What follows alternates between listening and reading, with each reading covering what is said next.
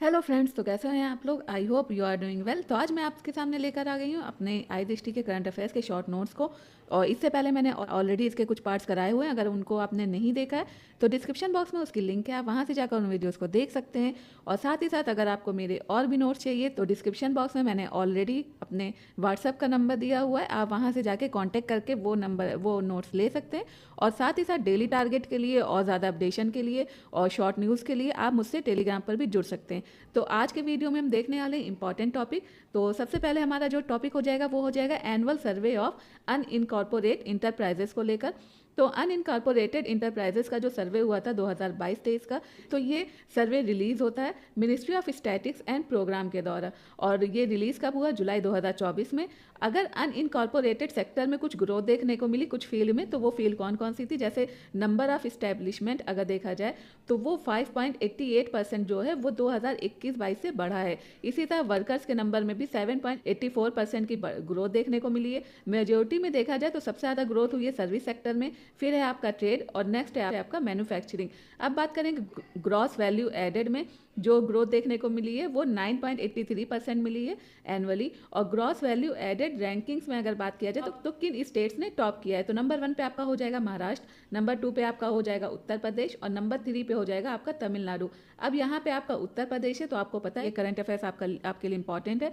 अब अगर सर्वे की बात करें तो सर्वे के अनुसार जो यूपी, वेस्ट बंगाल और महाराष्ट्र है, तो इनफॉर्मल सेक्टर में इनका सबसे ज़्यादा शेयर है। कहाँ पर? रूरल और अर्बन दोनों एरियाज में। यूपी ने सबसे ज़्यादा अनइनकॉर्पोरेटेड नॉन एग्रीकल्चर इंटरप्राइजेस के नंबर्स में इंक्रीज किया है, तो ये आप देख लीजिएगा। फिर है हमारा नेक्स्ट करंट अफेयर्स जो कि हो जाएगा UNESCO memory of world Asia Pacific regional register, जिसको हम शॉर्ट फॉर्म में मॉकैप भी बोलते हैं। ये कब अनाउंस हुआ था? ये अनाउंस हुआ था जो 10th मीटिंग हुई थी मॉकैप की उसमें। और इसमें 3 इंडियन जो लिटरेरी वर्क्स था उसको इंक्लूड किया गया था। वो कौन सा था? आपका पहला हो गया था रामचरितमानस, जो कि गोस्वामी तुलसीदास जी के द्वारा लिखा गया है।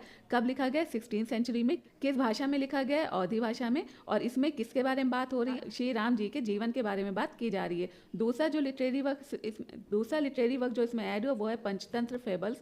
ये संस्कृत में लिखा गया है विष्णु शर्मा के द्वारा। कब लिखा गया है? 200 BC में।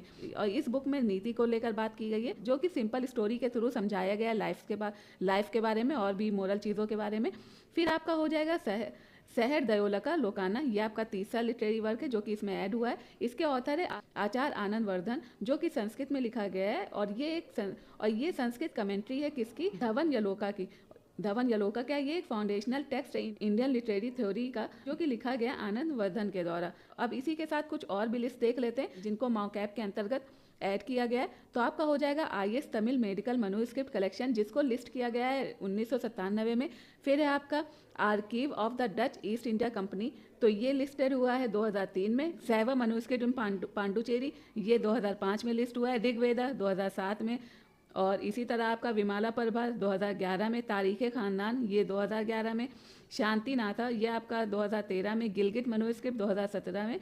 और मैत्रेय वराकराना ये आपका 2017 में। अब ये मॉकैप है क्या? तो ये memory of the world program की एक ब्रांच है, और ये जो है लॉन्च हुई थी यूनेस्को के द्वारा 1992 में, जो कि प्रोटेक्ट करती है जो डॉक्यूमेंट्री हेरिटेज है उनको। और इसमें 43 कंट्री जो है वो कवर होती है एशिया पैसिफिक रीजन की। हमारा जो नेक्स्ट करंट अफेयर्स है वो क्या है वो देख लेते हैं। इंडिया जो है वो 3rd largest solar power producer globally बन गया है। और ये किसके अकॉर्डिंग ये रिपोर्ट आई है? तो ये एमलस ग्लोबल जो इलेक्ट्रिसिटी रिव्यू है उसके द्वारा ये बताया गया है। इंडिया की जो 9th पोजीशन आई थी सोलर एनर्जी डिप्लॉयमेंट 2012 में, अब उसने 2023 में अपनी तीसरे नंबर पे जगह बना ली है। और इंडिया जो है वर्ल्ड की 4th लार्जेस्ट कंट्री है जिसके सोलर जनरेशन में इंक्रीमेंट देखने को मिली है।